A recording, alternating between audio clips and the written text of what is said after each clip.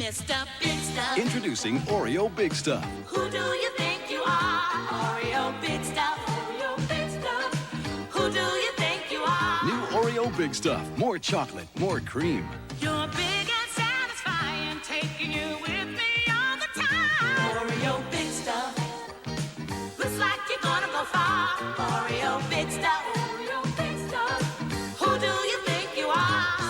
The Bisco.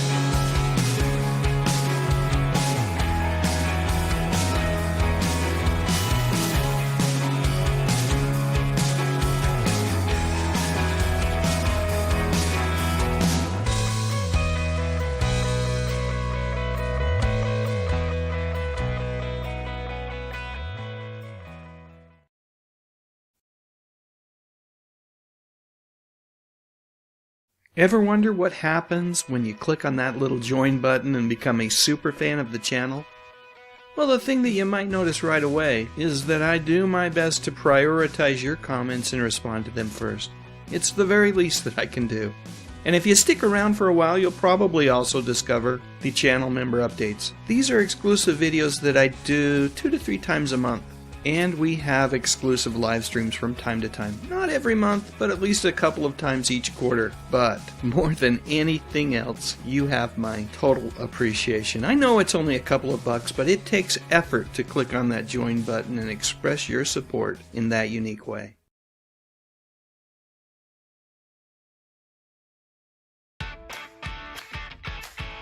Hey, you guys! I say this calls for action, and now, nip it in the bud. Michelle Pfeiffer? The only true Catwoman is Julie Newmar, Lee Merriweather, or Eartha Kitt. And I didn't need molded plastic to improve my physique. Pure West. Good morning, angels. Good morning, Charlie. I love it when a plan comes together. It's time. Let's talk about music, movies, and mostly television from the 50s, 60s, 70s, and 80s. You know, the good stuff.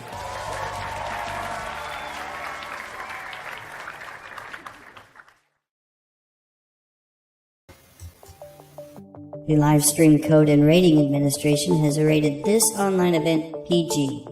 All ages admitted. Please be kind and stay on topic. All right, are you ready to rumble? Good evening, everybody, and welcome to the Good Stuff Live.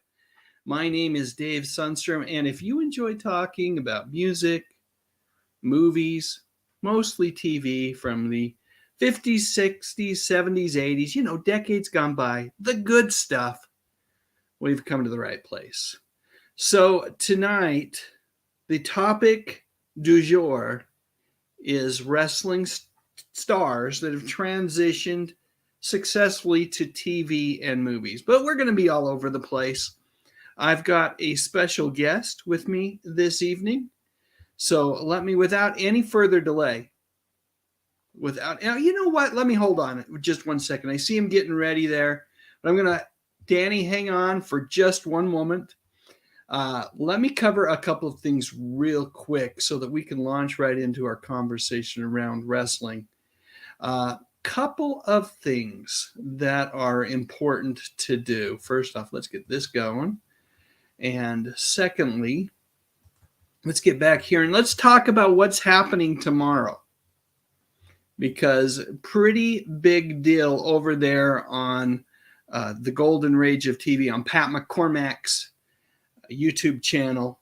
We've got a little something called Jerry the Beaver Mathers showing up on Pat's live stream. Pat's going to be visiting with him, and we are all going to be the beneficiaries of that visit. So it should be super cool, should be great. It's going to take place at just the normal time. My live streams are typically on Thursdays at 8:30 p.m.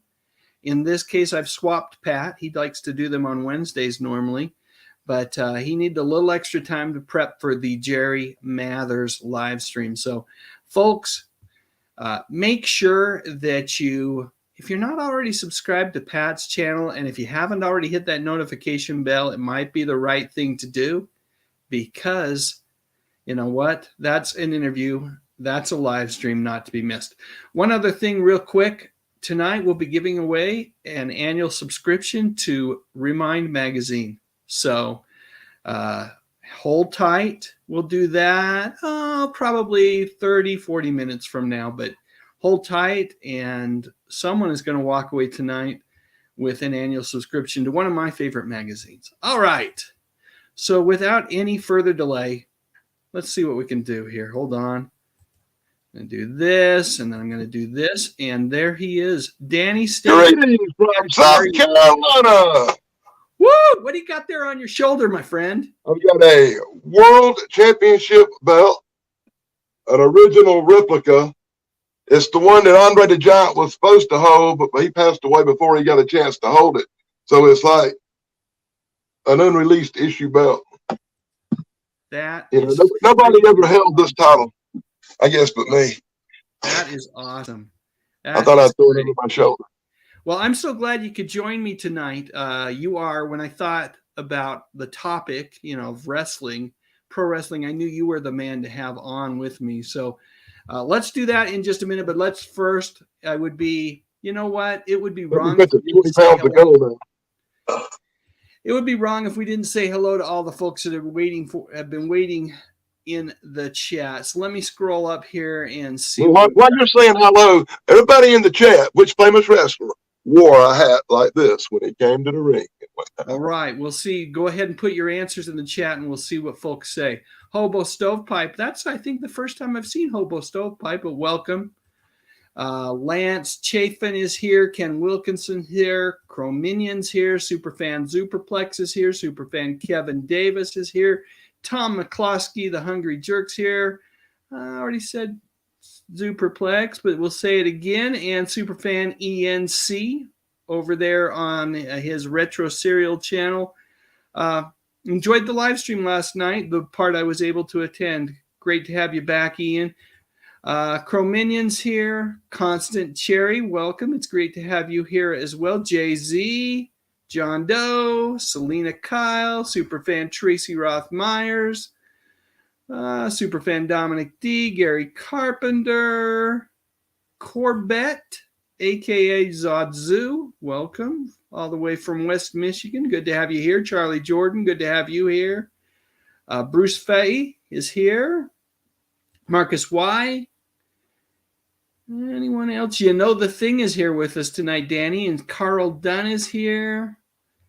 I'm going to keep scrolling, but we're going to stop here in just a second. Panda Rush is here. Says WWF.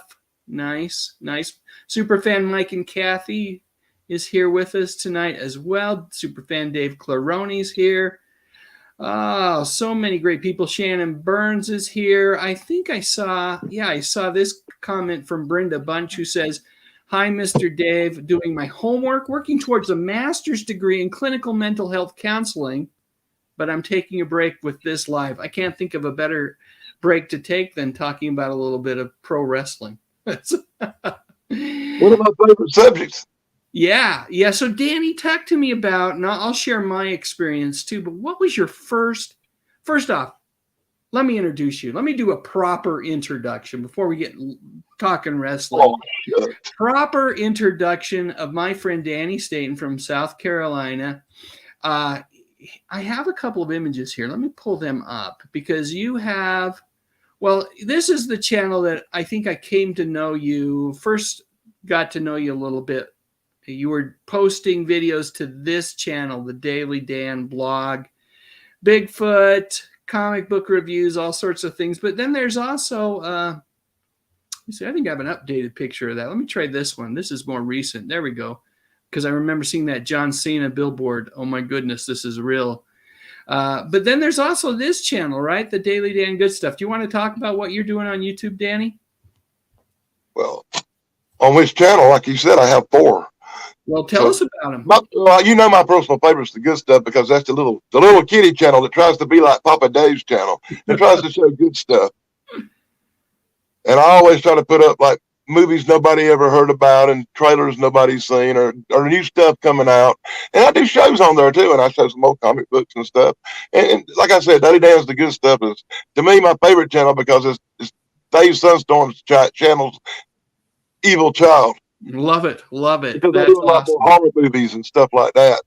And then I have Daddy Dan Vlog, which is my main channel, which has been mostly a paranormal investigation channel. But I'm actually going to announce now for the first time, and nobody knew this, that I'm doing a little bit of a format change. I'll still be going out occasionally and doing investigations when they come up. But I'm going to start doing a show called 13 O'Clock Live, where I do a live stream like y'all guys do. And talk about paranormal. I love it. And I'll be playing some music in a video or something once in a while. Maybe watching you on the live stream one day. You don't never know. Yeah, I love the fact that you that your live stream, it is a format. At least if you, I imagine you're going to riff off of what you've already kind of been experimenting with. But that was kind of fun, just kind of hanging out. I knew where you were sitting there out there on the back porch when you were doing that live stream. I think that's fun. I think that is a great format, and I can't wait to see what other things you experiment with that. That'll be a lot of fun, Danny.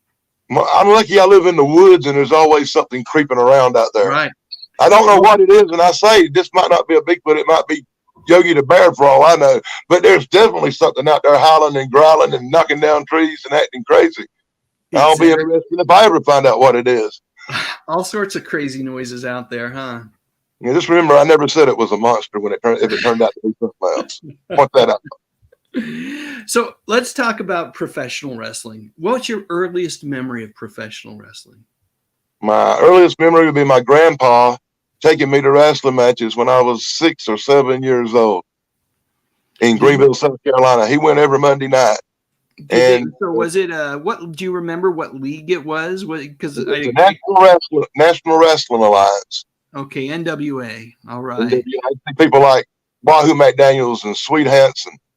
Okay. The original old wrestlers. And my grandpa, being a chief of police, he got in for free because he did security. And because I was with him, all he had to do was get me the kids' ticket, and I got in for like $2 back then. That's awesome. And because he knew the promoter and knew the people that run the place, and he was in security, I got to walk around with him a lot. I got to go when I was 7, 8 years old. I was walking around backstage with him, meeting wrestlers and meeting promoters and knowing people. Don't you, and correct me if I'm wrong, but you still have friendships with folks that are close to the wrestling industry, don't you? Yeah, a few. I still talk to a few people. I thought I saw like a video a while back with someone who was doing some wrestling. I can't remember, but there's a couple of videos was tied to you. But most of the videos that involve me in wrestling or me with wrestlers and whatever were before I started doing YouTube, so you won't probably see them on my channel. Oh, got it. Somebody else's channel to see a lot of that stuff. Got it. So unfortunately, I don't have the same memories that you do, in that I wasn't really exposed to professional wrestling. There wasn't a lot of that out here in Utah until the WWE. It was there. Your daddy just didn't let you guys say it. That's possible. That's possible. But it really was the WWF that it kind of exploded. Remember, in the early 80s, we had Hulk Hogan making an appearance in Rocky III as Thunder Lips. And that was probably what catalyst that caused wrestling to explode the way it did. Hulk Hogan became the biggest star practically in wrestling history, undisputed. Huge. And so the first event I went to was in Salt Lake City. There's a huge arena. It's no longer there, called the Salt Palace. And WWF came to the Salt Palace, and Hulk Hogan was the main bill. I thought it was Andre the Giant. My memory starts to fade, but the more I think about it, I think it was Hulk Hogan versus King Kong Bundy that was at the top of the bill. But I was mesmerized by, you know what? I just loved, beyond the sport of it. And I think this is where the professional wrestling has an appeal. And clearly these guys are athletes and sportsmen, right? But I loved the entertainment of it. I loved the entertainment value that was provided, and the fact that, you get just so wrapped up in rooting for a hero, and there's always someone that, that's the bad guy. And from that moment on, at least through, I'd say, most of the 80s, I was a huge fan of professional wrestling and would watch it whenever I could on TV. Talk to me a little bit about your, I've heard about your exposure as a child, but once the wrestling became really kind of legitimized and mainstream, what was your exposure then, and what were you doing, Danny? Before that ever happened, I'd been so involved in wrestling that it was like probably 5 years before Hulk Hogan was wrestling, I was sitting at ringside.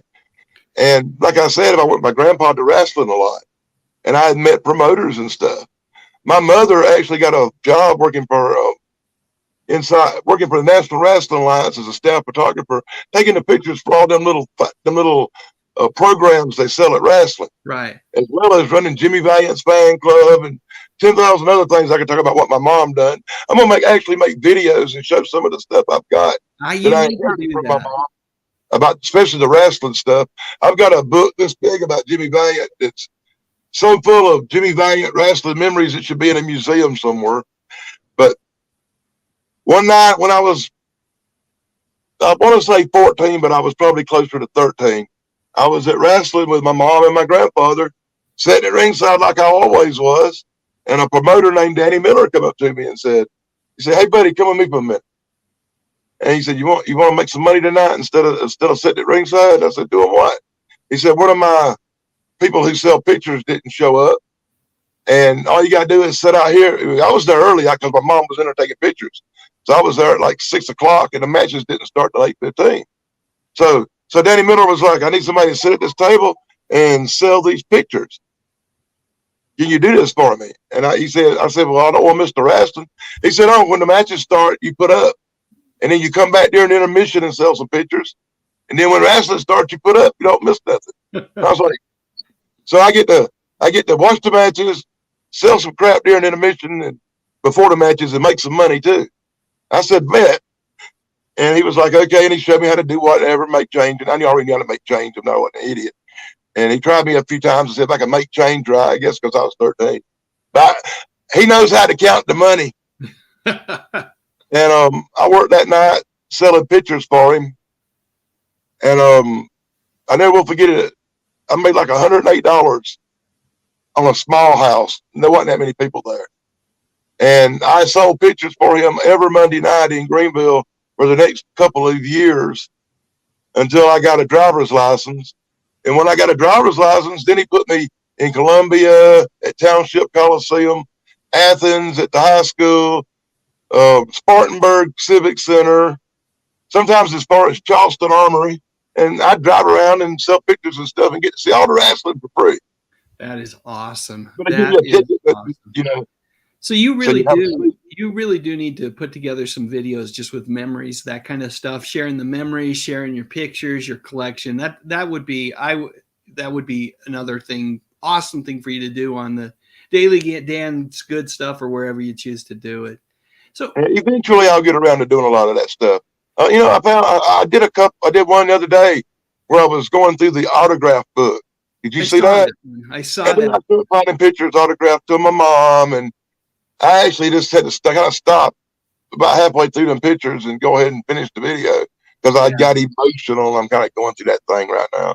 Right. I still haven't got through half the stuff I inherited yet because it's just so emotional finding all these memories. Right. There's memories tied to those things that you've inherited. Talk to me about favorite wrestlers during the late 70s and early 80s. Did you have a fave? Woo! It was the Nature Boy, Ric Flair, because nobody could walk the walk and talk the talk about more than the one and only Nature Boy, Ric Flair. That's awesome. That's awesome. And on top of that, whenever I worked specifically for him, because he had his own merchandise, he paid me better than the National Wrestling Alliance to sell his stuff. So you I could make more money working for Ric Flair in one night than I could in 3 days working for the NWA. So you did actually meet Ric Flair. I met Ric Flair. I flew to Japan with him and sold his merchandise at Toho Arena. That is awesome. That is awesome. I don't even know what to say other than that's very, very cool. Rick did not make the transition to TV and movies like some of them did. Of those folks, he was the greatest of all time. Yeah. Let me expressly point this out. As far as real wrestlers go, who really wrestled and put on the kind of wrestling show you didn't see in some places that did sports entertainment television and entertaining wrestling. Yeah, and that's the difference. Most people don't realize that. I put together a little slideshow of some wrestlers, and I think I've got a Ric Flair picture or two in there. Let's go ahead and play that, and then let's talk about these guys that did transition to TV and movies for a minute. Well, yeah, check the answer. The hat answer. was Oh, the Macho Man, Randy Savage. Oh yeah, he wore a hat just like this. yeah, I may have a picture of him wearing that. He had a red, white, and blue suit he wore during the holidays, like July 4th, and he had the red, white, and blue Star Spangled hat and everything. I think Elizabeth picked it out for him, didn't she? Probably. All right, hang on one second. Let's play this slideshow, and then we'll be right back, folks. Hang on. Alrighty. Let me find it. If There you get like a drink and change the hat.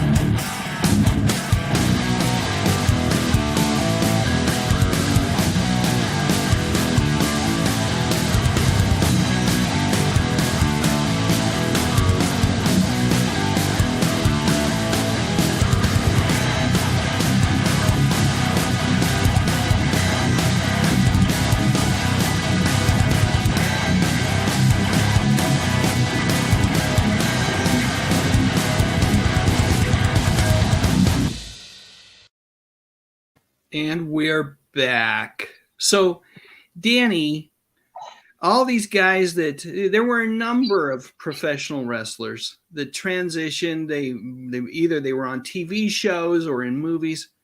Do you have a favorite TV show or movie where a professional wrestler appeared in? I would say that's probably going to be a tie between my favorite. You got me good on that question because I have two favorites and it's hard to pick which one I like best. Because you got to admit that Roddy Piper did a phenomenal job in They Live. Oh, he came to chew bubblegum and kick ass. And as a wrestler in a movie, how could you beat that performance? Yeah, that was phenomenal. One of my favorite movies. And let me tell you how you come close to beating it. Andre the Giant's performance in The Princess Bride. Yeah. Yeah, it was. I'm going to give Piper the nod.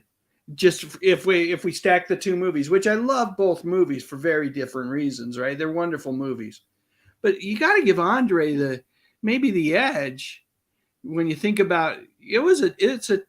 There was two great performances that he brought to the screen. Yeah, I knew you were going to bring this up because you knew I was. I even put on the hat for it. That's we right. had to talk about Andre the Giant playing Bigfoot on the $6 Million Man. You see, that's where Andre wins. Yeah. Roddy Piper's TV performances couldn't hold character to Bigfoot.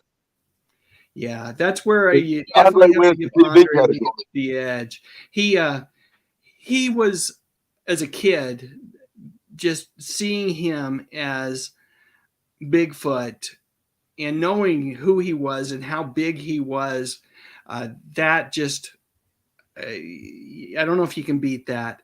And I don't, nothing against Ted Cassidy, who also played Lurch on the Addams Family, and who later on stepped into the Bigfoot costume on the $6 Million Man and the Bionic Woman. But there's a difference between Ted Cassidy and Andre the Giant as Bigfoot.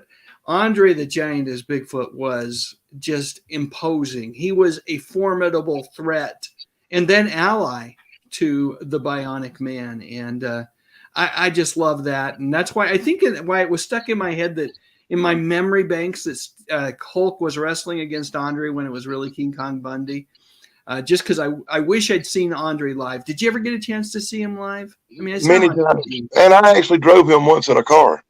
What? But, yeah, I actually drove him from Charlotte Coliseum to the airport once. That is insane. As a favor for the promoter. So I got to spend 26 minutes talking to him. He broke the seat in my car. Did he really? Oh, wow. So it was in your own personal car that you drove him to the airport? Unfortunately. Yeah. A couple of Andre. You know how you always like to throw out the little odd facts and the little pieces of trivia? Yeah. I got you. I know Andre the Giant trivia that you might not know. Let's hear it. Can you just name one other TV show that Andre the Giant appeared on? I can only think of a TV commercial, which we'll play later on. So you're going to have to help me out here. According to IMDb, he was on The Fall Guy and BJ and the Bear. So I can't remember these episodes, mind you. I don't but either. According to the internet, he was on them episodes. I'm prepared for this, Dave. I'm really shocked that he was on another Lee Majors TV series that I don't remember. And on the TV show Greatest American Hero, do you remember the episode entitled Monster in 1983, where the Greatest American Hero fought a giant monster? I don't remember that one either. Do you? So is that Andre as well? Barely remember it, but it was Andre the Giant as the monster in that. Man.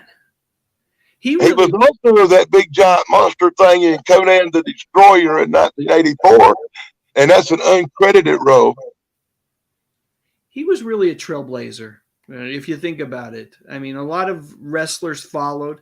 We can look at all the things that Hulk Hogan did and Rowdy Piper, but he was really a trailblazer in terms of making that transition and really becoming probably more well-known as an actor than even as a wrestler. Well, since we were going to do this tonight, I spent a day, sometime I think it was actually the 4th of July during some boring time, and I run up a bunch of wrestlers' names and checked wrestlers in movies because I wanted to make sure I knew which movies wrestler was in for us to talk about. And I found out stuff I didn't even know. And I found a Roddy Piper movie that I'd never heard of called The Green Fairy. And that messed with me so bad. I put a video up about it today on The Good Stuff. I saw that video. I haven't watched it yet. Now, did you ever see Hell Comes to Frogtown? That's a classically good movie. Yes, it's a classic B movie. It's really. I was on another live stream called Tubers and Cheapers the other day, and me and the host Jackie were talking about that very same movie. Oh, and they had never seen it. When I brought it up, they were like, what? And then they looked it up on the internet, and I think they watched it on account of me. That's awesome. So was that it was the Conan woman that was in that, Sandal Bergman or something like that was in that with him? Bridget Nielsen, maybe? I don't know. I don't think it was Brigitte, but I'm not sure. Anyway, that's a good movie. So as you were doing your research, what other wrestlers from your research made a significant impact in the world of TV and movies? Two number ones in the list, and there's no doubt about it, with over 60 movies each and 60 appearances, would be Hulk Hogan and The Rock. Yeah. The Rock. You go back with The Rock. The Rock goes all the way back into 2001 when he was in The Scorpion King and The Mummy Returns. Then he did The Rundown and Walking Tall, and that was all by '05. Yeah. Then he come out with Doom, Get Smart, and one of my favorites called Race with the Devil. And I love this remake of an old Disney movie, and I think that's probably one of my favorite Rock performances. He was in G.I. Joe Retaliation, Hercules, San Andreas, a buttload of Fast and Furious movies, and I won't even talk about them. You didn't even bring up, so I had little kids at the time, so I saw The Game Plan many times, which I'm where still he had going a little down. girl and he was a football player. And then do you remember The Tooth Fairy? I try Where not he to. was the Tooth Fairy? Oh my goodness. I liked his remake of Jumanji Yeah, the Jumanji movies have been great. and the Rampage. The Yeah, movie Rampage I like is that one of one my as well, favorite too. Big time kaiji style horror movies. Yeah. He really has, I kind of don't think too much about him because I think of him as kind of out of the, the time period that I kind of focus on, but he is a great actor. I really love Dwayne Johnson. I think He he's has a brand new movie just come out called Black Adam, which is a superhero. yeah. movie. I saw the trailer for it. I really want to see that movie a lot. Right. It's based on a DC comic book superhero that's in kind of that Shazam universe, and should be Actually, good. Black Adam appeared in a few episodes of the Super Friends on them Saturday morning cartoons we used to You watch. may have on like the later Yeah. years of Go back and Super check it Friends. out. Yeah. That was actually the first place I'd ever heard of him from. Yep, that should be a good movie. I'm looking forward to it. And quite frankly, I really enjoyed. Do you have Netflix? Have you seen Red Notice with him and? I saw the Ryan trailers for Reynolds? it. I actually put up the trailers for it on the good stuff, but it's one of them things I hadn't seen yet. It's very It's fun. quite a bit I haven't seen yet because I'm really kind of a busy person these days. Yeah, I'd recommend it. Here's the thing about The Rock, and then we'll talk a little bit about Hulk Hogan. But The Rock, he does humor really, really well. Dwayne Johnson is a talented actor when it comes to that kind of stuff, and I suspect he will be talking about him for years to come. What about the Hulk? You have a favorite Hulk memory? A favorite Hulk movie. A lot of people would like them Hulk movies they made, The Incredible Hulk, and No, Hulk Hogan. oh, I don't know why I was thinking Incredible Hulk when we were talking about superheroes. Right. Hulk Hogan, yeah, Hulk Hogan movies. Really honestly, and I don't want to hurt Hulk's feelings, but I never thought he was the greatest actor in the world. He did Rocky III, and after that, his next appearance was in Gremlins, and it was just a little short something in Gremlins too. He did like 2 minutes, and you got a laugh out of it. And then he come out here and he tried to make real movies like Suburban Commando, Thunder in Paradise 2, Thunder in Paradise 3. And by the time he done that Baywatch movie, you were like, oh my God, Hulk, really? And then he went back to doing little bit parts like Spy Hard and The Secret Agent. And I'm sorry, Santa with Muscles. Yeah. Pow. It's interesting that he got to be as big as he did. And you're right. I think his forte wasn't on TV or movies, but really back in the ring. And that's how he got to be as popular as he was, because there's only a handful of things I've seen Hulk Hogan in, and the only thing that I thought that he was ever really any good in was in Rocky III, where he played Thunder Lips. And I'm glad you agree, but like I said, don't get me wrong. For little kids of the 8 or 9 years old at the time Hulk Hogan was making Santa with Muscles, they loved it. It seems like I remember in '96 my kids going crazy over Hulk Hogan and Santa with Muscles. Right. And I remember how dismal it was that I had to sit through it. So I see in the comments someone mentioned Tor Johnson. Did you have any recollection of Tor Johnson in the wrestling ring? Because I certainly don't. That was way before my time, and you're my age. So, but I mean, I remember him in Plan 9 from Outer Space. Somewhere I actually probably wrote down a Tor Johnson page in my little book. Let me try to find Tor Johnson, because I actually did a lot of research on Tor Johnson, because when I knew he was in Plan 9 from Outer Space, and I knew he was a wrestler, And so I Googled him up and checked him out. I wanted to see if I could mention any other movies he was in that I liked. And I found that he's in I think it was 109 movies, all the way back to the 30s. And in a lot of movies, he played a wrestler. And there's so many movies I hadn't seen. Yeah. But I cannot sit here and read the whole list of movies. We're trying to get to this live stream. I'm sure it's in a reasonable amount of time. And there's still 100 wrestlers in my book that actually made movies.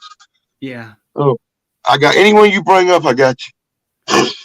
Well, anyway, I'm gonna go with my three favorites by Tori Johnson. Okay, let's do it. Besides Plan 9 from Outer Space, which, by the way, we didn't even make my top 10 of his movies list. Okay. Night of the Ghouls, and that was a really good movie. The Beast of Yucca Flats. I haven't seen that. Another good horror movie. These are old horror movies, and of course, a premiere performance in cameo style in the 1968 Head by the Monkees. That is a movie. That's what I'll say about Head. It's a movie. I believe it or not, I did not know about some of the movies on the list. Yeah. I saw them, and in the future, I plan on going back and maybe checking out some Tori Johnson movies. I think I owe it to him as well. And he really was, if you think about it, we've talked about trailblazers, and I said Andre the Giant was a trailblazer even prior to Andre the Giant. This guy successfully transitioned from the ring to screen and did it very, very well. And like you said, had a huge career. So I'm glad you were prepared to talk about him. And I see folks talking about him in the chat as well, which is awesome. Okay, so here's what we're going to do, Danny, because we are going to try to keep this live stream to a reasonable amount of time tonight, and we're 35 minutes. Man, I got so many more. I could tell you about every wrestler's name who appeared in Mighty Joe Young and pull that tug of war thing. Here's what we'll do. We're going to tee up the drawing. We're going to show some commercials. We're going to have the drawing after the commercials, and then we're going to play a little game, and I've got some pictures of wrestlers. We're going to have folks try to guess who they are. And if you have any additional information from your vast knowledge of wrestling, we'll have you share it as we go through these images of the wrestlers, okay? So wrestling trivia. Yeah. Oh, well, it's not trivia. It's just images. I didn't do any wrestling trivia tonight. I've got enough trivia for both of us. There we go. Awesome. Awesome. So let me first kind of just tee up what we're going to do next, which is we're going to give away a subscription to Remind Magazine, one of my all-time favorite magazines. This month's July 2022 edition has Frankie Avalon and Annette Funicello on the cover, and it's all about summer fun, including those wonderful beach movies that they were in, as well as drive-in theaters. It's just a great issue. And I'd love to be able to give a subscription away tonight. Let me share the screen with the giveaway tool for just a second here. Hang on. So here's what I need folks to do. I need folks to get their entry into, let's see, is it up? Yep, it's up on the screen. Great. Just type in hashtag remind in the chat. I'll put this up here. And right, exactly. Hashtag remind in the chat, and we'll watch the commercials. And then as soon as the commercials are over, that's when we'll give away the subscription. So we'll be back in just a couple of minutes. We go to the right page here, and we'll get these commercials up. We've got we've got sponsors that we've got to. They're not paying the bills, but we still have them. So here we go. Hey, B, no way a little dude like you is gonna change my ways. It's time you were tempted with the taste of nuts and honey. Hulk Hogan doesn't eat nuts and honey. Take this, an unbeatable part of this nutritious breakfast. That's better than a body slam. Undefeated. And still champion. It's a honey of the oat. It's Honey Nut Cheerios. Welcome to Chunkamania! Rowdy Roddy Piper eats chunky chili beef soup with a fork! Fork! Paul, Mr. Wonderful Orndorff uses a spoon! Spoon! Let's find out who rules!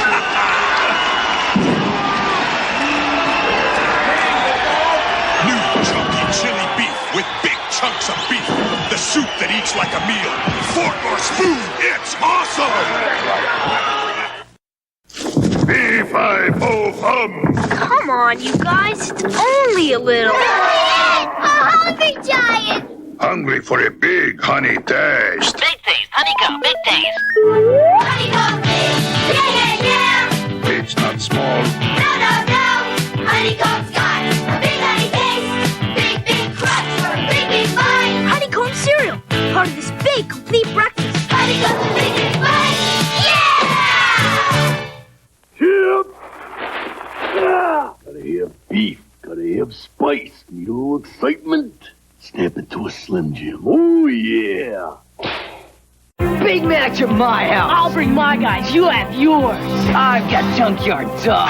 It's World Wrestling Federation Superstars. I've got Brutus Beefcake. Here's George the Animal Steel. I've got Great Hammer Valentine. Ricky the Dragon Steel. Yeah! They're so real. And Rowdy Roddy Piper. Can you tell the difference? Wrestling Superstars, they're for real. Each sold separately from LJN. Yeah! All right. That was awesome.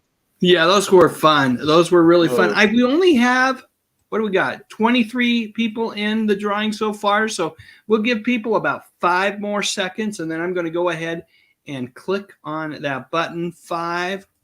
I entered. 3, you better. 2, 1. It's just not the same because Julie Newmar ain't on the cover no more. That's Retro Fan Magazine. I offered to buy that book too, you know. They wouldn't sell. They wouldn't sell. All right. Our winner is John Doe. John Doe is You got to be winner. kidding me. John Doe won. Can you believe John Doe won? All right, John Yeah, Doe. Here's the deal. I could be wrong, Dave, but I'm not thinking that's his real name. I don't know. I want to believe that people are truthful, but you might be right. That sounds like an alias. But John Doe, what you need to do is you need to send your real name and your address to the email below. And hope you're in this country. Yeah, and if you're not in the country, we'll come up with an alternate prize because we do have to send the subscription to Remind Magazine to somewhere in the U.S. But we will come up with an alternate prize for you if that is the case.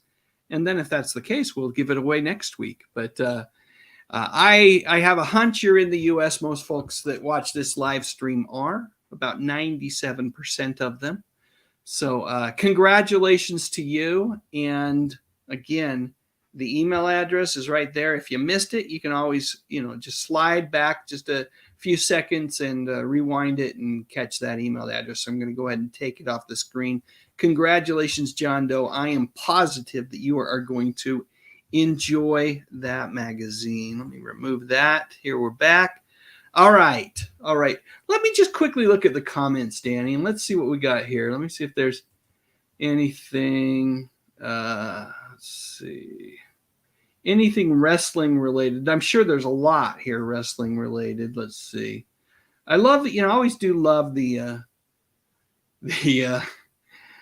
sportsmanship that everybody has. I actually have a separate phone set up on the side. Yeah. And even though I'm not really responding too much, I am keeping up with the comments a little bit. Awesome. As much as I can. Thank you. That's why I would make such a great moderator. Yeah. I have a moderator helping me tonight. He's keeping an eye on things. So, here's a question. Do you know the answer to this one? I don't know it. I don't believe he was a professional wrestler. Gary Carpenter wants to know who was the guy in the Swamp Thing suit from the movies. He was great. I think that was an actual actor. It was a stuntman guy, but I can't remember his name right now. I was prepared for wrestling. Yeah, let me just quickly.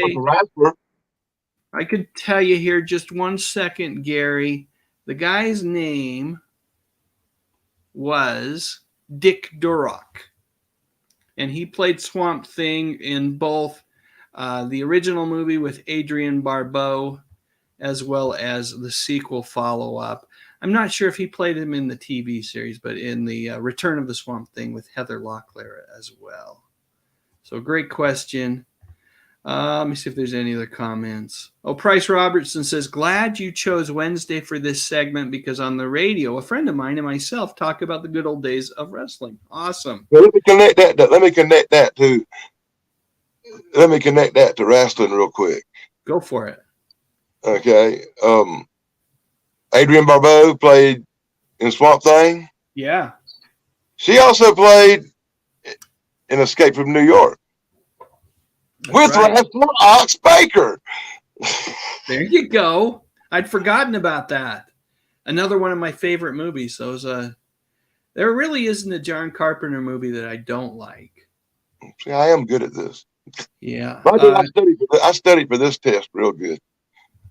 Tom says Tor was Famous Monsters of Filmland's biggest selling mask. I don't remember that, but I do vaguely recall a bunch of masks being sold like that. Let's see. Robert Margallo's in the live stream. You know what? I love this guy. He is such a talented actor and filmmaker. He's the guy that he wrote a play called Three's Company 2. And since that time has just gone on to make a ton of wonderful short films. But even better, he's been starring in all sorts of TV commercials. Every time I turn around, Robert Margallo is in something else. And I'm just so excited to see his career take off the way that it has. Congratulations, Robert. Couldn't happen to a better, nicer guy. And also a veteran. So someone that has served and protected this country. Sakina says Roddy Piper was awesome and They Live. He sure was. And but ask the big question: has anybody in the world seen Green Fairy with Roddy Piper? Because I found that movie, I found the trailer, I put it up on the good stuff today, and I'm asking that question: is it lost? I could not find it for sale. I could not find it out there nowhere. Well, let's see. I'm watching the chat. Let's watch the chat and see if anyone says anybody seen Green Fairy with Roddy Piper. Green Fairy with Roddy Piper. Not seeing anything yet. Looks like Lance Chafin is checking out tonight. Have a good night, Lance. Have a good night. Look at that. John Doe says, now it really feels like it's Escape from New York. Stephen Adams, superfan Stephen Adams says, I grew up in Charlotte around the 60s and 70s where wrestling was king. Johnny Weaver, Ric Flair, Wahoo McDaniel. Sounds like the same general vicinity as you, Danny, and the same wrestler. He was closer to the home office than I was. Yeah. So superfan Emily Miller says, Green Fairy like the ferry boat or Green Fairy like the fairy dust? It just says Green Fairy. The name of the movie is Green Fairy like a fairy, you know.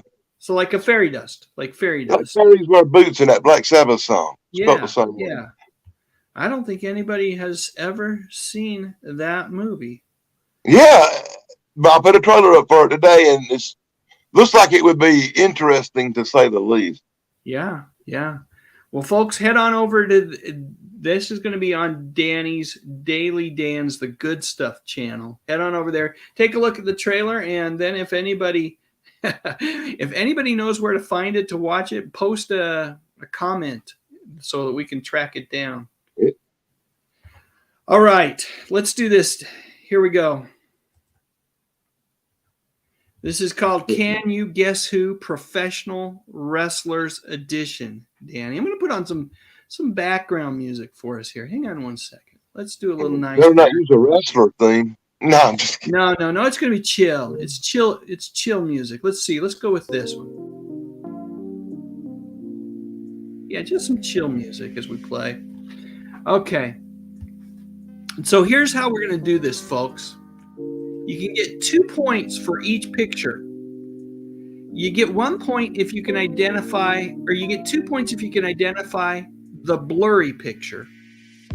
You get 1 point if you can identify the non-blurry picture.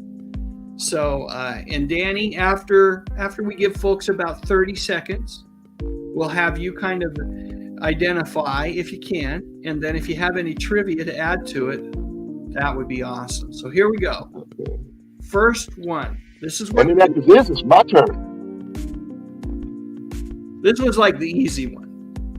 Of course, some of them might be easy, but we'll give folks about, if you can guess who this is in the next 10 seconds or so before I unblurify it, then you get 2 points. Let me see if I can get a little timer up for us here too. Let's see. Let's find a little timer. We'll replace that good stuff thing. Nah, we got a 30-second timer. Sure. We'll give folks about, well, we're not going to give them 30 more seconds for this. We'll give them, but we'll go to the unblurred version. This is only worth 1 point now. 1 point if you can guess who it is here. So if you got it when it was blurry, it's worth 2 points. If you get it now, it's worth 1 point. We're down to 5 seconds, and then Danny's going to give us the correct answer. Go ahead, Danny. Who is that? That's Hulk Hogan sometime around 1981 after his first title win. The Hulkster. We've talked plenty about Hulk tonight, so let's keep moving here. Here's a more difficult one. I'm going to start the timer, and at the 15-second mark, I'm going to unblurify it. So we're talking about the person in the center. So the person in the center is the professional wrestler. And this is someone I remember seeing on TV quite a bit as well, although we haven't even talked about him. There we go. Let's make him unblurry. We'll give folks now. This is worth 1 point. Guessing it now. We'll take off the timer. We'll give folks about 5 more seconds. Danny, do you know who this guy is? That would be Dusty Rhodes. Yes, sir. Yes, sir. I actually knew him very personally. Talk to us about Dusty for a minute. Dusty was a great guy to work for. He didn't have much to do with concessions that much, but once in a while he would be over taking up the money for the night. During some time I spent with him, especially later on after I went down to Georgia for a while. Here's what I've heard about him. I just heard that he's a great human being. I heard he was a really wonderful person. You know, you hear stories about people being, you know, not always what you hope they are. And I heard that he's exactly what you would hope he would be when he wasn't. I guess the best way to put that is Dusty Rhodes was a great guy if he liked you. There you go. If he didn't like you, some people might not have thought he was such a great guy. But he seemed to get along he got along real good with the boy. That's good to hear. All right, let's do one more and then we'll check scores. So remember, the blurry version is worth 2 points.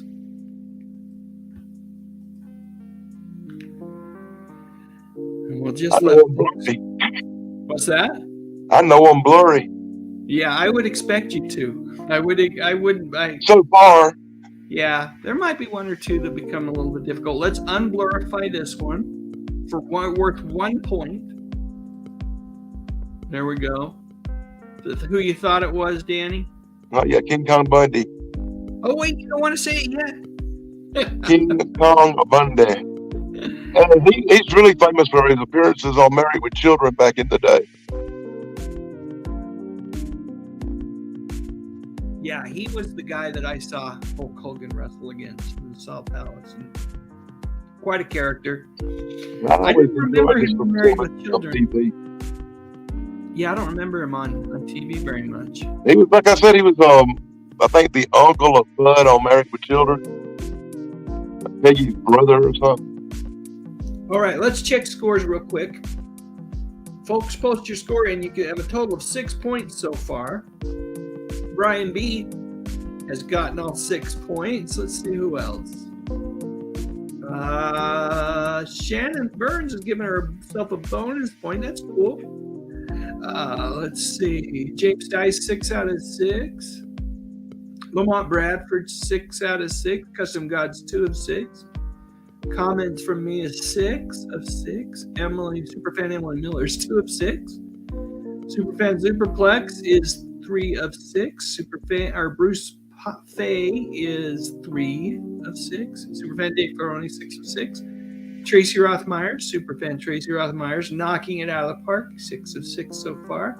Tom Lemery's 2 of 6. Rome Ticklin's 2 of 6. Panda Rush is 5 of 6. Superfan Joe Carter 6 of 6. Tom the Hungry Jerk has got 2 of 6. Sakina's got 4 of 6. Corbett, aka Zazu, 6 of 6. Let's see. Chrominian's 2 of 6. Carl Dunn 6 of 6. I think that's all the scores we have, so let's keep rolling. All right, Danny. Here we go again. Here we go again. Let's see. This is worth 2 points, folks. Put the timer on. Yeah. I know who that is.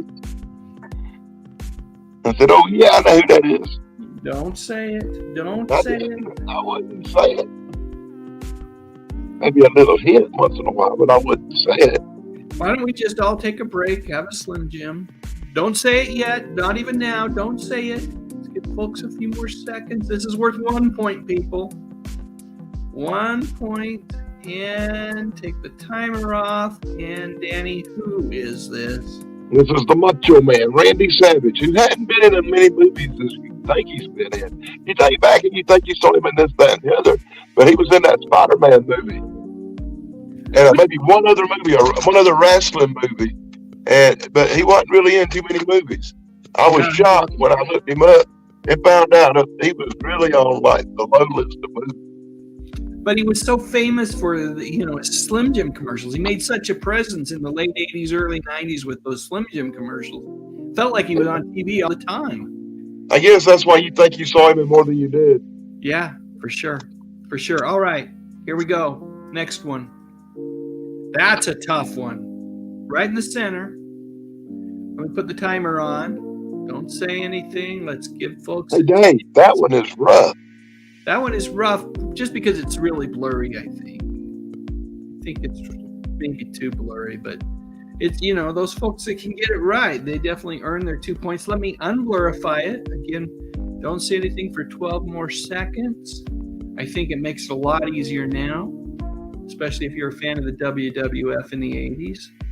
That one's really rough. That's the Junkyard Dog. I get it now. That is rough. Rough. Who is that? Did you say Junkyard Dog already, Danny? Yes, I did. Alrighty. Yep, that's the Junkyard Dog. All right, let's way before he was in WWF, he was in the Mid-South territory down around Mississippi, Louisiana, selling out buildings. He was huge long before he ever was in the WWF. Oh, yeah, especially in Texas. Yeah. All right, let's do one more and then we'll get scores. Don't say it. Let me put the timer on. Well, actually, that one could go a couple of different ways. Yeah, because it's so blurry, and it could. It'll be easy for you once I think I unblur it. Don't say anything for another. Okay, I'm going to unblur and give folks about 15 seconds. I think it was the one I thought it was. Yeah.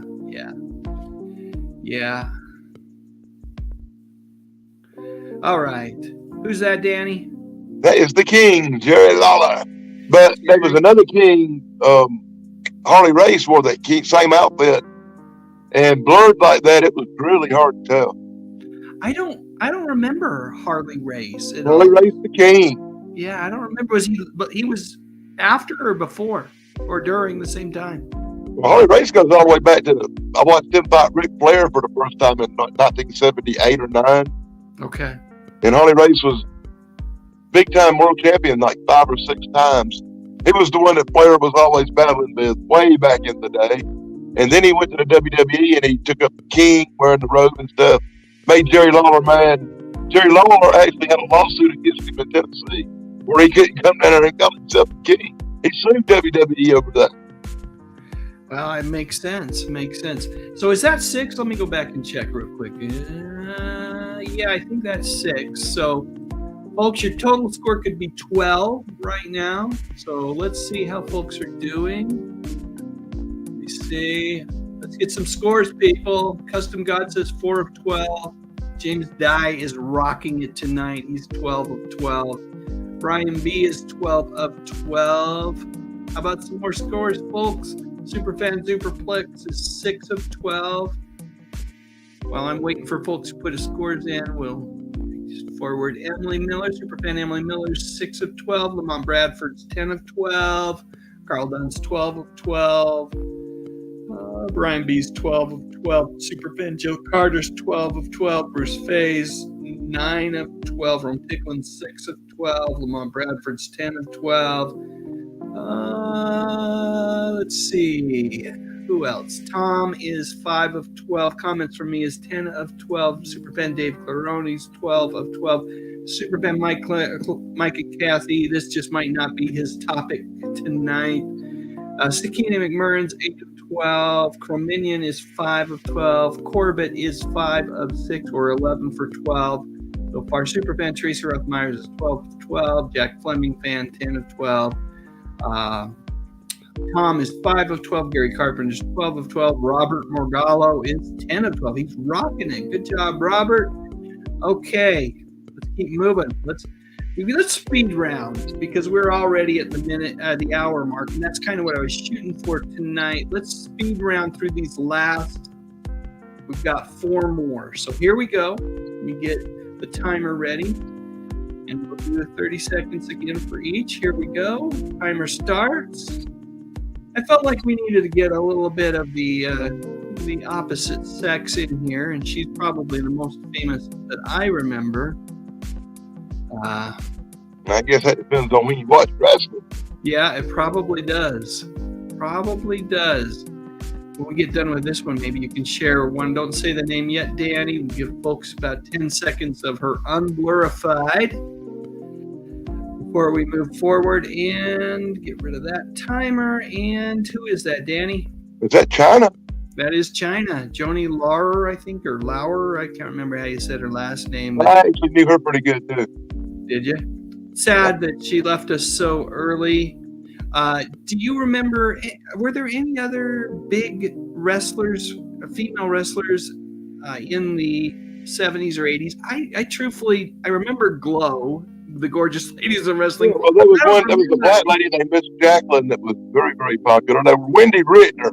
Wendy Rittner was managed by Cyndi Lauper. Okay. I remember. Is she from Fabulous Moolah, maybe? I remember that. Yeah. Okay. All right. Matter of fact, I think she won the world title from her with Cyndi Lauper managed at one of the WrestleManias. Okay, that makes sense. Here's I think a relatively easy one, particularly once I unblurify it. We don't even got to unblur it. Yeah. Everybody's going to get that one. But people need their points, Danny. We've got to help people out here. You know, when it comes to female wrestlers, though, I was always a big Trish Stratus fan. Oh, yeah. All right, 7 seconds, 5 seconds left, then Danny's going to tell us who this is. The star of, what movie is that?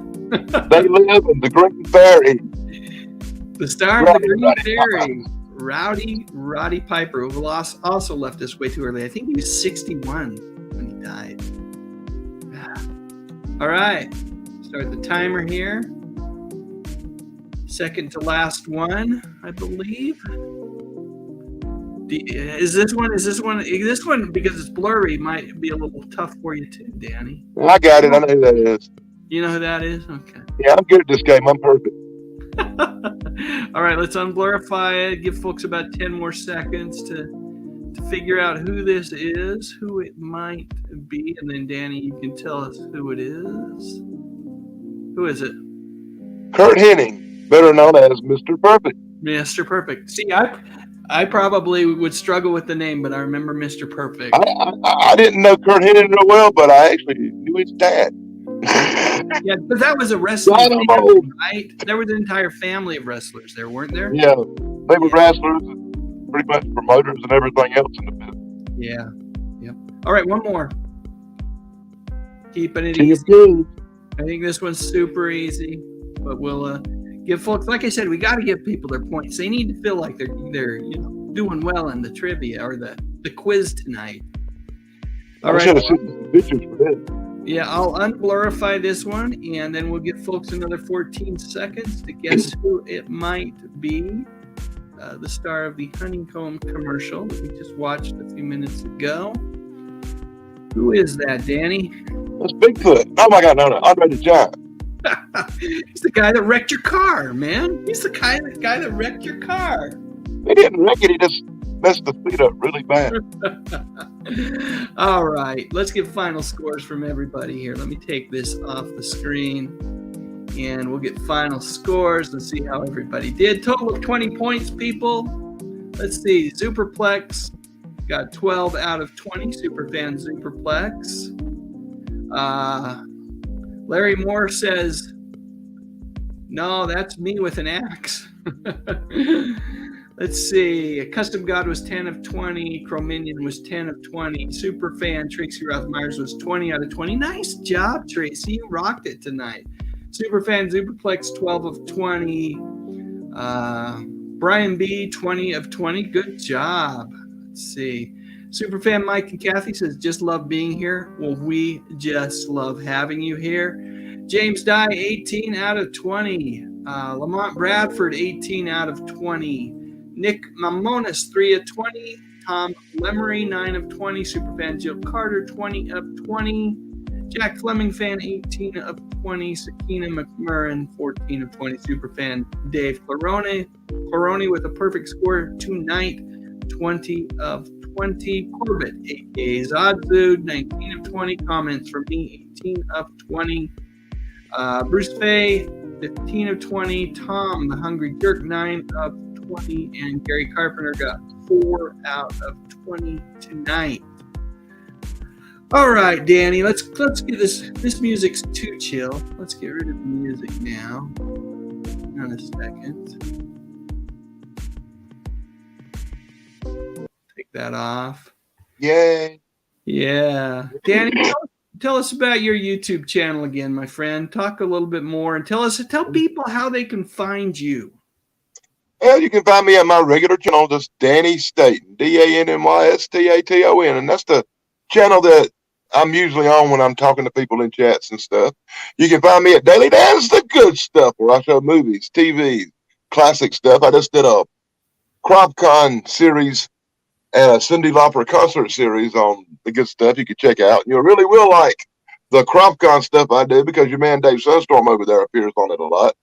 Yeah. I actually went through thousands of hours of CropCon footage to find the one little clip of him hustling through the crowd so I could put it on a YouTube channel. So yep, I saw that clip both on your channel and then I saw it on the channel that it originated from as well. That was a fun day. That was a great time. I've been looking for more footage of you, Dave. I'm still scouring for the next CropCon specials I do. And then there's my main channel, the Daily Dan blog.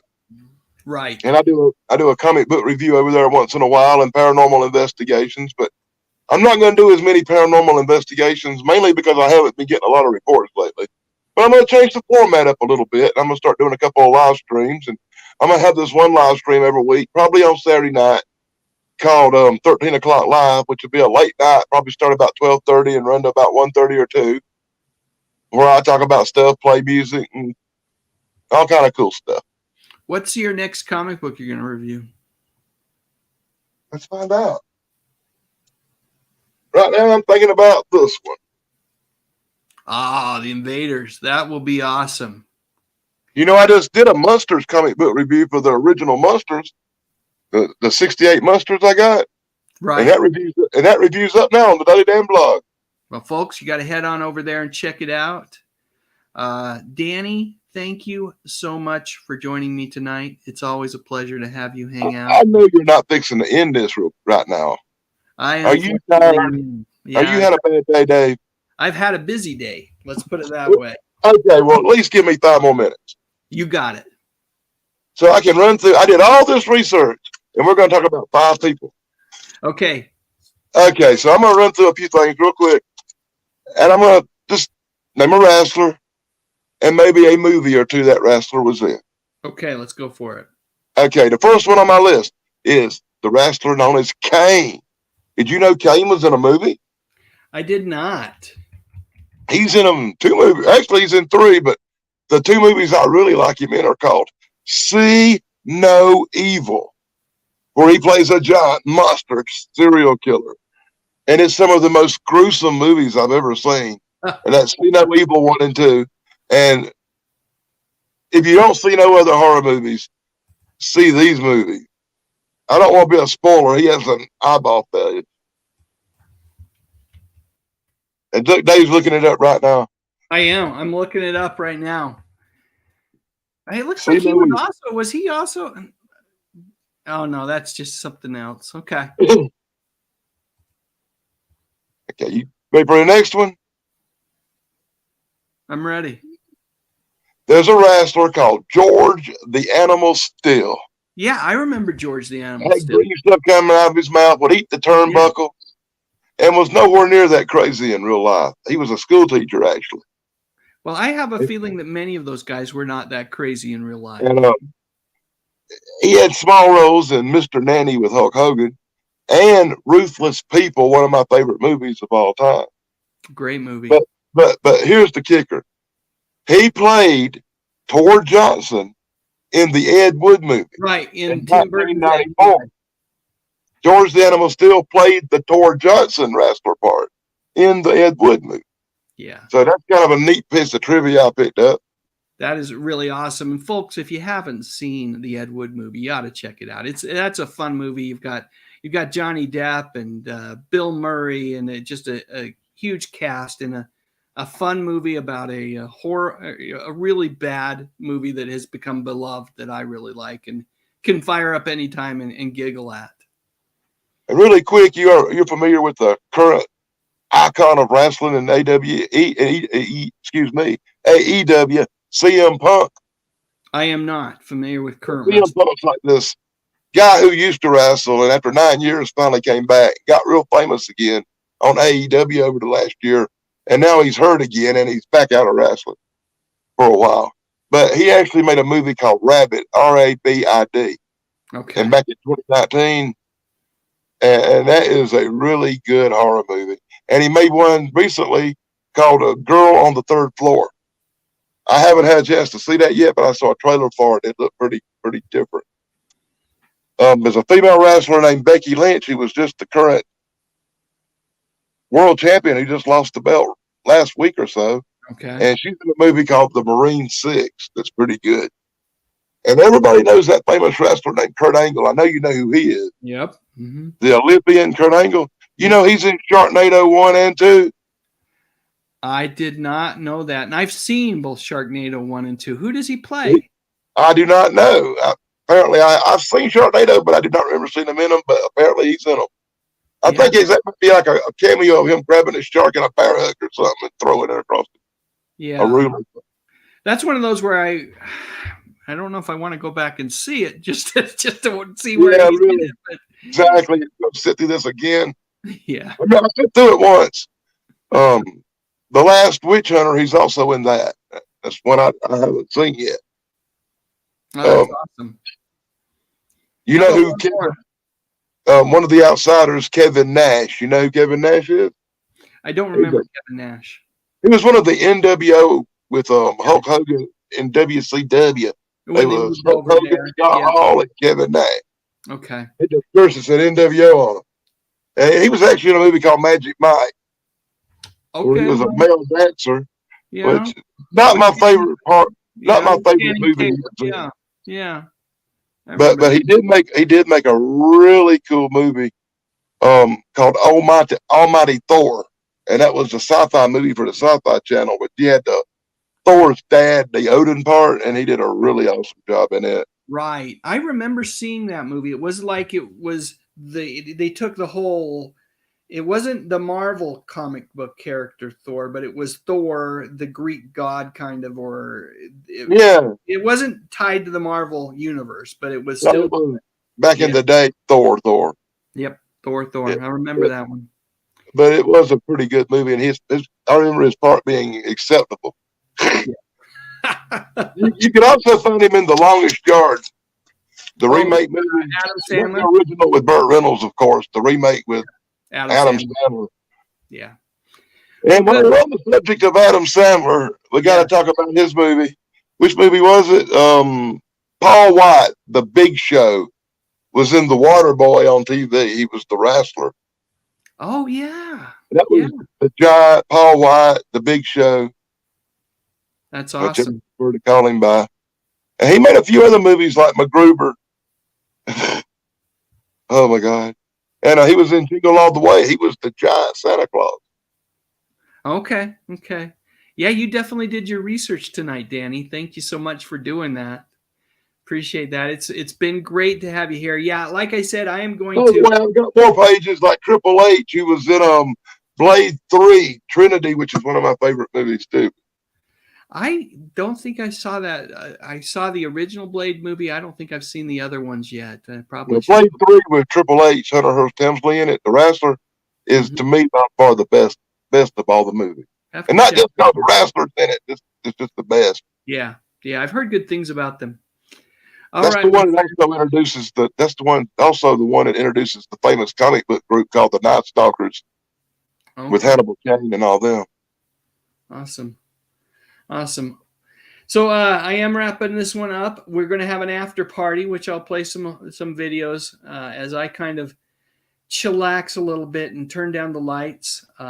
Again, Danny, thanks so much for joining me tonight. It's been great having you here. It's been great watching all of the conversation in the chat. Thanks so much for everybody. I think I've set a new personal record. This is the longest I went without smoking a cigar and being conscious in a long time. Well, the next time we do the live stream, let's have it from your porch so you can. No, are you kidding? I gotta have these comics and stuff in the background when I'm on your channel. Well, and I gotta watch my mouth and use all my foul language you'll see on my channel. By the way, people, if you watch my channel, it comes with an R rating. Yeah, it's the PG. I have a foul mouth. Some people say the foulest mouth on YouTube. I'm working on it. I wouldn't say that, but yeah, it's definitely I would call it more PG-13 than PG for sure. But he hadn't saw the vampire erotica comic book reviews. I think I saw your last one with vampires in it not too long ago, Danny. I enjoy them, but I do appreciate you giving my audience a bit of a warning because it's definitely the language. Like I said, my channel, The Good Stuff, too, is might be the child of Dave Sunstorm's Good Stuff. But remember, it's like Damien, it's the evil child because I show a lot of horror movie trailers and a lot of stuff that you're probably not going to see on Dave's channel. That's probably true. Somebody's got to do it. That's right. That's right. There's plenty of. That's the thing I love about YouTube. There's lots of room for all of us here. I like to think it's like the same coin, but it's two sides of the coin. Dave's the good stuff, the shiny stuff, the fun stuff, the old classic stuff, and I'm everything that's left over on the backside.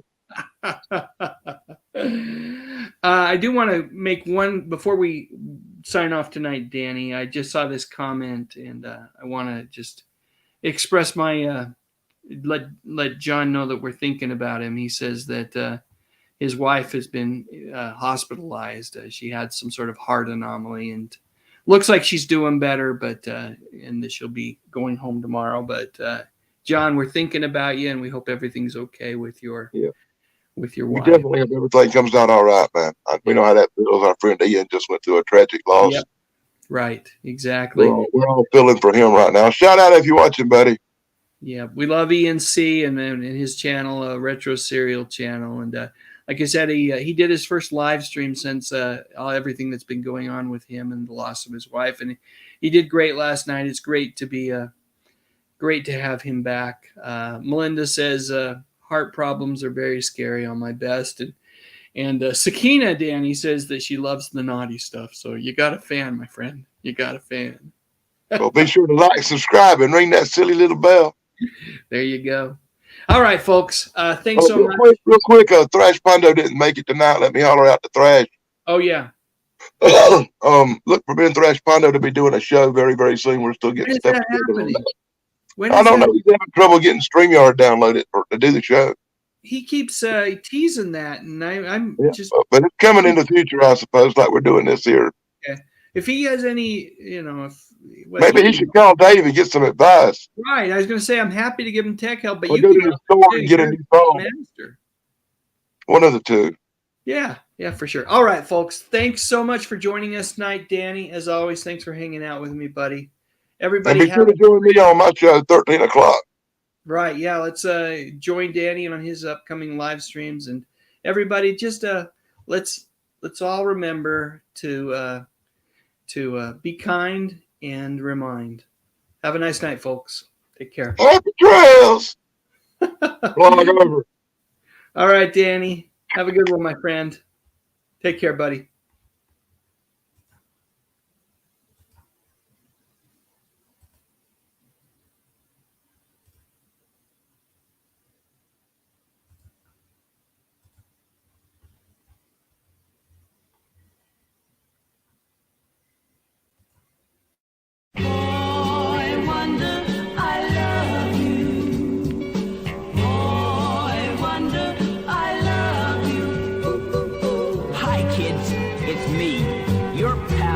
Boy Wonder.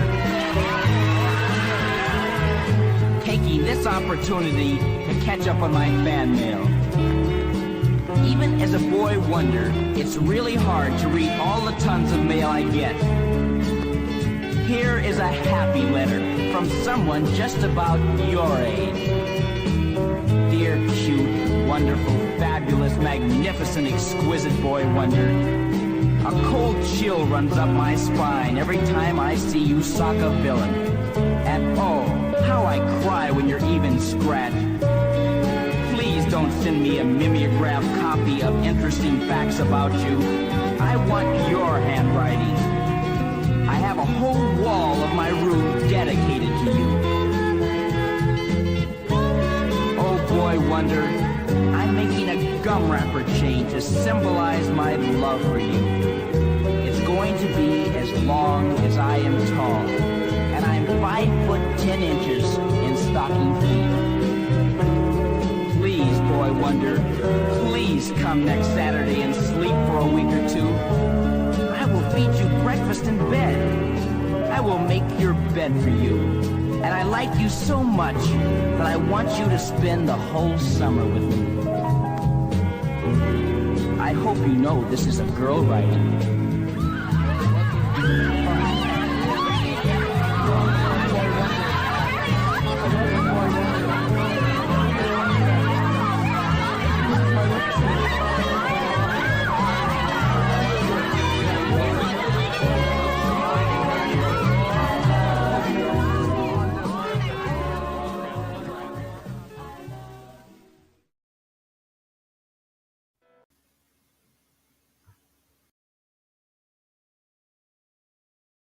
You've got to hand it to Norman Fell. The guy knew when he had a good thing going, and the role of Stanley Roper was indeed a very good thing. For 3 seasons beginning in 1976, along with actress Audra Lindley, Fell was Jack, Chrissy, and Janet's landlord on Three's Company. Because I grew up in an extremely conservative home, I wasn't allowed to watch Three's Company when it originally aired. Apparently, the plot device of having Jack pretend to be gay was just too darn much for my father, and as a result, Three's Company was on the list of what he considered to be television smut. However, by the time the 80s had rolled around and Three's Company started showing up on reruns, the old man had grown extremely weary of trying to oversee everything. Because of that, I started watching as much Three's Company as possible. And while many young men my age were watching the show for Suzanne Summers, I actually thought that Janet was the cuter of the two girls. And, okay, I'll go ahead and say it. She just seemed a whole heck of a lot smarter. But more than anything else, I was a huge admirer of both John Ritter and Norman Fell. Both of these guys were genuinely funny, and their comedic timing, well, it was pitch perfect. To this day, I can still conjure up in my head that image of Stanley Roper and that wicked little smile of his. Yet Fell had a great thing going, and he did not want to give it up. Especially not to take a chance on a spin-off series for the Ropers. When the producers along with Audra started to apply pressure to Norman during the 3rd season, Fell would politely and firmly decline to even engage in the conversation. He was happy to be on Three's Company. It was a huge hit. And hit TV programs, well, they're kind of hard to come by. So at some point during that third season, the producers decided to offer Fell the equivalent of a money-back guarantee. Norman, they said, if the show tanks and it's canceled after one season, well, you and Audra can come back to Three's Company. We promise. Truthfully, from everything that I've read, it still sounds like he was hesitant to jump ship and take a risk. But in the end, he caved. And on March 13th, 1979, the Ropers debuted to fantastic ratings. All spring and summer long, new episodes of the Ropers competed against reruns of other shows. And as you might guess, Stanley and Helen were triumphant. However, when the show returned again in the fall with more new episodes, ABC decided to move the program to a new time slot. And wouldn't you know it, ratings started to slip a bit. Don't worry, Norman kept telling himself. If things don't work out, we can go back to Three's Company. Of course, in the meantime, the producers of Three's Company had to fill the void left by the absence of the Ropers, and they did it with this guy. A big guy. Mr. Don Knotts himself. Don played the new landlord, Ralph Furley, who was an out-of-touch, aging swinger who didn't know that time had passed him by. He considered himself a ladies' man in much the same way that Deputy Barney Fife had. In fact, the similarities between Ralph Furley and Deputy Fife were plentiful, and truthfully, that is not a bad thing. Ralph Furley was a hoot, and with each passing episode, Stanley and Helen seemed to be more of a passing memory than anything else. So anyway, before I forget, let's get back to the Ropers. As the new season progressed, ABC moved the show around a few times, hoping that the superlative ratings that they had seen early on would return. Unfortunately for everyone, they did not. And the show was canceled on May 22nd, 1980, just 14 months after it premiered. It's okay, Norman told Audra. We can go back to Three's Company. So anyway, I think many of you know how this story ends. When they say you could never truly go home again, I think they may have been directly referring to Norman Fell. Despite his best efforts and multiple conversations with the producers of Three's Company, it turns out that neither he or Audra would be returning after all. You see, the Ropers had technically had 2 seasons. There was a short, abbreviated first season that ran from March to August in 1979, and then a full second season that ran from September 1979 to May of 1980. As such, the producers had technically honored their end of the agreement. Norman could have returned to Three's Company if it had been canceled during the summer of 1979, but it wasn't. And as such, Fell and Lindley were just plumb out of luck. Over the years, all parties involved have expressed regret regarding how the whole deal played out. Fell certainly felt bad, but you know what? He didn't let that get him down. No way. Over the next decade and a half, Norman would make numerous appearances on TV, and while he was constantly working, he would never again have a hit TV series to call his own. Yep, way back then, Norman knew exactly how special it was to have a job to go to week after week. He didn't want to give it up. He really didn't. And end of the day, he probably shouldn't have had to. Post Three's Company and the Ropers, there are a couple of appearances worth pointing out, one of them being his 1989 appearance on John Ritter's Hooperman dramedy.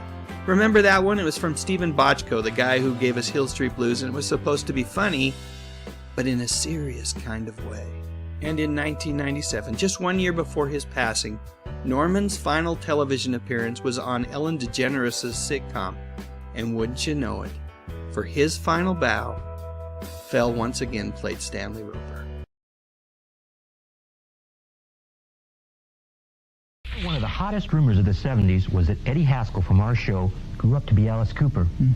Come to think of it, Ken Osmond, who played Eddie Haskell, never actually denied that rumor to me. What about to you? Yeah, now that you mention it. Hey, how can you guys compare that face to this face?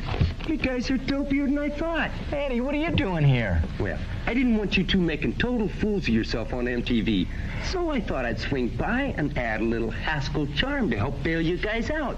You know, Eddie, we loved you in your new video, The Man Behind the Mask. Yeah, that black mascara bit.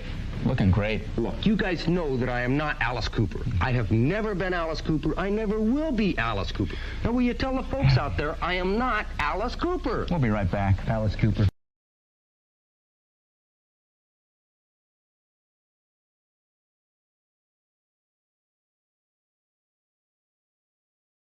Doesn't the beaver ever learn his lesson? He has often taught his lesson. He promises to remember his lesson, but the next day he's forgotten his lesson. Is he deliberately ignoring his lesson? Not exactly. New evidence suggests that Beaver's lesson enters one ear, floats around his head for a few seconds, but avoids having any contact with his brain before exiting out the other side of his skull. Oh, so that's it. Learn your lesson. Watch Leave It to Beaver, weeknights in TV Land. I hope this will be a good lesson to you. On the TV show Leave It to Beaver, Wally was the kind of older brother that we all wish we'd had growing up. Even though he could get a bit frustrated by his younger brother's antics, he was first and foremost his friend, and on many occasions his confidant and protector. One of the things that you frequently hear about Leave It to Beaver is that the show presented a very idyllic version of what family life was like. And Wally and Beaver's relationship as brothers was definitely that. Debuting on CBS, but moving to ABC for its second year, Leave It to Beaver ran for 6 seasons in all. And while it was never a big hit in the ratings, the show has become universally beloved. So much so that the program's young actors, not young anymore, Jerry Mathers and Tony Dow, are still to this day frequently interviewed and asked to share their memories. It was during one such interview on a podcast called Wait, I Know This that I heard Tony Dow, the actor who played Wally, share something that seemed new to me. Or maybe it's just something that I'd forgotten. But either way, it's definitely something worth sharing here. While visiting with Tony, the interviewer commented about the program being centered around Jerry's character, Theodore Cleaver, affectionately known as the Beaver to family and friends. And it was at that moment that Tony shared the truth about the original name of the show. While the title for the TV pilot was called It's a Small World, Tony said that the program's name was then changed to Wally and the Beaver. However, network executives were very concerned that TV viewers might think that the show was about a boy and his pet beaver. And because of that, the show's creative team put their heads together and then came up with the name that stuck. Leave It to Beaver. It's a title that would still be with the program when it was revived during the 80s. The new Leave It to Beaver TV show that aired on Disney and TBS was also called Still the Beaver. I can't remember which network called it which, but whatever it's called, it was really great to catch up with old friends again. When Wally loses his temper, Let me handle this. I've got a way with people. he and Eddie wind up behind bars. The comedy hit of the season, the new Leave It to Beaver. Today at 6:30 Eastern and tomorrow at 6:05, only on the Superstation. As years passed, the man who played Beaver's older brother discovered that he could be part of the entertainment industry and not always be in front of the camera. During the 90s, Tony directed TV shows like Harry and the Hendersons, Deep Space Nine, and that incredibly subversive and yet still loving homage to Leave It to Beaver, Get a Life, starring the one and only Chris Elliott. These days, Tony has found another very unique way to express himself creatively as a sculptor of abstract bronze figures. While Tony's works of art have been in galleries worldwide, I absolutely love that one of Tony's pieces was on display in the backyard garden of Barbara Billingsley, the late actor who played his mother on Leave It to Beaver. Hey, you know what? I've got a couple more Leave It to Beaver videos that I think you might really like. There they are. Pick one. I love both of them. You really can't go wrong. But before you do, just a quick reminder that I would appreciate it if you would consider liking this video and maybe even subscribing to my channel. But most importantly, and as always, thank you so much for watching. Here are a few of my favorite podcasts that you can watch right here on YouTube. Ike Eisenman from Disney's Escape to Witch Mountain series and author Jonathan Rosen take an affectionate look back at pop culture from yesteryear. They share memories, have great discussions, and conduct interviews with people who were involved in some of the most beloved classics from the past. They even asked me to join them a couple of weeks ago, and I had a great time visiting with these fellers. Look for that episode to debut in a couple of weeks. What's a glitter boom girl? Well, I'm not sure, but I sure do love their podcast. Authors Amy Asbury and Robbie Ann McPherson take an affectionate loving deep dive into 70s and 80s nostalgia, revisiting everything from childhood toys, teen idols, TV shows, and even TV dinners. Yep, all the stuff that made the 70s and 80s so darn special. Over the past handful of years, the Batcave podcast has taken a look at each and every episode of the 60s Batman TV series. Host John S. Drew celebrates the great and looks to see where the show went wrong as it slid into oblivion during its third and final season. These days, John is also reviewing episodes of the animated series as well as shows like Electro Woman and Dyna Girl. And every week I like to jump on the BK Escape Pod.